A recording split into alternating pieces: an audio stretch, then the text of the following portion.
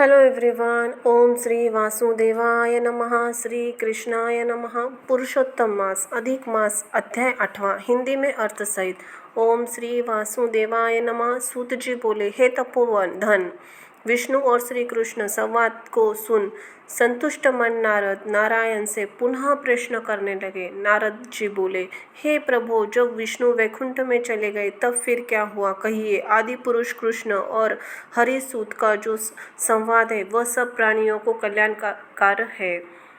इस प्रकार प्रश्न को सुन फिर भगवान बद्रीनारायण जगत को आनंद देने वाला बहुत आख्यान कहने लगे। श्री नारायण बोले, तदनंतर विष्णु बड़े प्रसन्न होकर वैकुंठ गए और वहां जाकर नारद अधिमास को अपने पास ही बसा लिया। अधिमास वैकुंठ में वास पाकर अत्यंत प्रसन्न हुआ और 12 मासों का राजा होकर विष्णु के साथ रहने लगा। 12 मासों में मल मास को श्रेष्ठ बनाकर विष्णु मन से संतुष्ट हुए।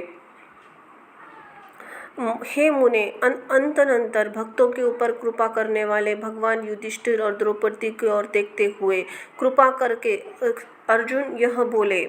श्री कृष्ण बोले, हे राज शार्दूल, हमको मालूम होता है कि तपोवन में आकर आप लोगों ने दुखित होने के कारण पुरुषोत्तम मास का आदर नहीं किया।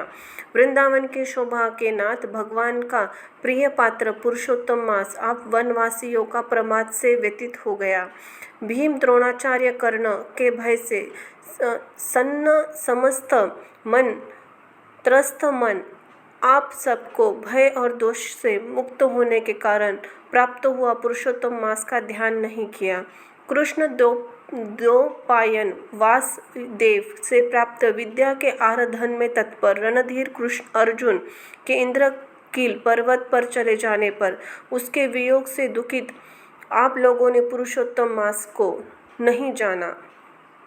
यदि आप यह पूछे कि हम क्या करें, तो मैं यही कहूँगा कि भाग्य का अवलंबन करो। पुरुषों का जैसा अदृष्ट होता है वैसा ही सदा भासता है।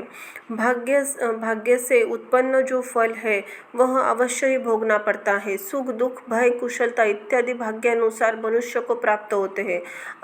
अंततः अतिदृष्ट पर विश्वास रखने वाले आप लोगों को अतिदृष्ट पर निर्भर रहना चाहिए। इसके बाद आप लोगों के दुख का कारण और बड़े आश्चर्यजनक इतिहास से सहित कहते हैं। हे महाराज, हमारे मुख से कहा हुआ सुनो। श्री कृष्ण जी बोले, यह भाग्यशालिनी द्रौपदी पूर्व जन्म में बड़ी सुंदरी मेधावी ऋषि के घर में उत्पन्न हुई थी। समय व्यतीत होने पर जब 10 वर्ष की हुई तब क्रम से रूप और लावण्य से युक्त अति सुंदर और आकर्षक नेत्र से शोभायान हुई। चातुर्य गुण से यह अपने पिता की एकमात्र एकलौती कन्या थी। अतः चातुरा, गुणवती, सुंदरी यह पिता की बड़ी लाडली थी। मेधावी ने सदा लड़के की तरह इसे माना, कभी भी अनादर नहीं किया। यही साहित्य शास्त्र में पंडिता और नीति शास्त्र में भी प्रवीणा थी। इसकी माता छोटी अवस्था में ही मर गई थी। पिता ने ही प्रसन्नतापूर्वक पाला पोसा। पास में रहने वाली अपनी सखी के पुत्र पौत्रादि का सुख देख इसको भी स्पृहा हुई और यह सोचने लगी कि हमें भी यह सुख कैसे प्राप्त होगा। गुण और भाग्य निधि सुख देने वाली पति और सुपुत्र कैसे होंगे। इस प्रकार मनोरथ में विचार करती हुई सोचने लगी। पहले मेरा विवाह उपस्थित हुआ था, परंतु भाग्य ने बिगाड़ दिया। अब क्या करने से अथवा क्या जानने से एवं इस देवताओं की उपासना करने से, यह किस मुनि के शरण जाने से अथवा किस तीर्थ का आश्रय करने से यह मेरी मनोकामना पूर्ण होगी। मेरा भाग्य कैसा सो गया कि कोई भी पति मुझको वरण नहीं करता है। पंडित भी मेरा पिता मेरे दुर्भाग्य से मूर्ख हो गया है। बड़ा आश्चर्य है, विवाह का समय उपस्थित होने पर भी मेरे समान वर को पिता ने नहीं दिया। मैं अपनी सहेलियों के बीच प्रमुख हूँ, परंतु कुमारी होने के कारण पति से दुख से पीड़ित हूँ। जैसे मेरी सखियाँ पति सुख को भोगने वाली, वैसे ही मैं नहीं हूँ। मेरी भाग्यवती माता को क्यों पहले मर गई। इस प्रकार चिंता से व्याकुल मनोरथ रूप समुद्र के मनोरूह जल में निमग्न शोक रूप लहरों से पीड़ित हो गई। इसके पिता मेधावी ऋषि भी कन्यादान के लिए कन्या के समान वर ढूंढने के हेतु देश विदेश भ्रमण करने निकले, परंतु कन्या के अनुरूप वर नहीं मिलने से अपने मनोरथ में निराश हुए। कन्या और अपने भाग्य से कन्या दान रूप संकल्प के पूर्ण न होने से देव योग के कारण बड़ा भारी दारुण ज्वर उन्हें आ गया। सब अंग ऐसे फूटने लगे जैसे समस्त अंग टूट कर अलग हो जाए, और ज्वर की ज्वाला से व्याकुल हुए श्वासोच्छ्वास लेते हुए महादारुण मूर्छा से मदिरा पान से उन्मत्त हुए तरह से पैर लड़खड़ाते गिरते पड़ते किसी तरह घर में आए तो आते ही पृथ्वी पर गिर पड़े। भय से विह्वल कन्या जब पिता को देखने आवे तब कन्या का विस्मरण करते हुए मेधावी मुनि मरणासन्न हो गए। भाग्य के फलरूप एकाएक कांपने लगे। कन्यादान प्रसंग उठा तो हुआ, जो मनोवश था वह जाता रहा। तदनंतर किए हुए गृहस्थाश्रम धर्म परिश्रम के प्रभाव से संसार वासना को त्याग कर भगवान में चित्त लगाते गए। उस मुमुर्षु मेधावी ऋषि ने शीघ्र ही नीलकमल के समान श्याम त्रिवत्सली से सुंदर आकृति वाले श्री पुरुषोत्तम हरि का स्मरण किया।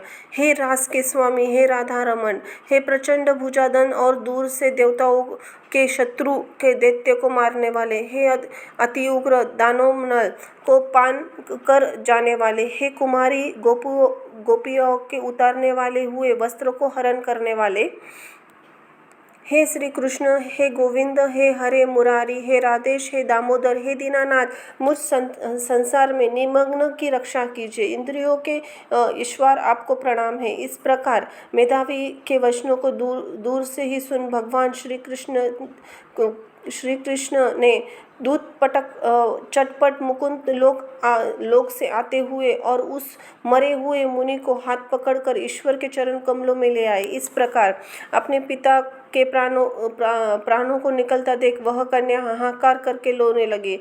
पिता के शरीर को अपने गोद में रखकर अति दुख विलाप करने लगी। चिल्ह पक्षी की तरह बहुत देर तक विलाप करने अत्यंत दुख से विह्वल हुई पिता को जीवित की तरह समझकर बाला बोली, हाय हाय, हे पिता, हे कृपा संतो, हे अपनी कन्या को सुख देने वाले, मुझे आज किसके पास छोड़कर आप वैकुंठ पसिधारे हैं। हे तात, पितृहीन की मेरी रक्षा कौन करेगा। आज मेरे भाई बंधु माता आदि कोई भी नहीं है। हे तात, मेरे भोजन वस्त्र की चिंता कौन करेगा। मैं कैसे रहूंगी इस शून्य वेद ध्वनि रहित निर्जन वन की तरह आपके घर में। हे मुनि श्रेष्ठ, अब मैं मर जाऊंगी, ऐसे जीने से क्या रखा है। हे कन्या को प्रेम करने वाले पिता, हे तात, विवाह विधि बिना किए कि आप कहाँ चले गए। हे तपोनिधे, आप यहाँ आइए और अमृत के समान मधुर भाषण कीजिए। क्यों आप चुप हो गए। हे तात, बहुत देर से आप सोए हुए, अब जागिए। ऐसा कहकर आंसू बहाती हुई घड़ी घड़ी कन्या विलाप करने लगी और पिता के मरने पर दुखित हुई आर्ता चिल्ल पक्षी की तरह मुक्त कंठ से रोने लगी। उस लड़की का रोदन सुन वन में रहने वाले ब्राह्मण आपस में कहने लगे कि इस तपोवन में अत्यंत करुण शब्द से कौन रो रहा है। उस लड़की का रोदन सुनकर उस वन में रहने वाले ब्राह्मण आपस में कहने लगे, इस वन में अति दारुण कौन रो रहा है। ऐसा कहकर तपस्वी चुप होकर, यह माधवी की ऋषि की कन्या का शब्द है, ऐसा निश्चय कर घबराए हाहाकार करते हुए मेधावी के घर आए। वहां आकर सबने कन्या को गोद में भरे हुए मेधावी ऋषि को देखा और देख कर उस वन में रहने वाले सब मुनि भी रोने लगे और कन्या को गोद से शव को निकालकर शिव मंदिर के पास शमशान के पास ले गए। वहाँ काष्ठ की चिता लांघकर विधि अंत्येष्टि कर्म कर उसका दाह किए। दाह के अंतर कन्या को समझाकर ऋषि अपने अपने आश्रम गए। इधर कन्या भी धैर्य धारण करके यथाशक्ति क्रिया के द्रव्य खर्चती करती हुई। इस प्रकार पिता की मरण क्रिया को करने की कन्या इसी तपोवन में निवास करने लगी। पिता के मरण रूप दुखाग्नि से जली हुई रंभा भी इस तरह व्यतीत हुई एवं बछड़े के मर जाने से गौ चिल्लाती है, खाती नहीं, दुर्बल होती है, वैसे ही यह बाला भी दुखित हुई।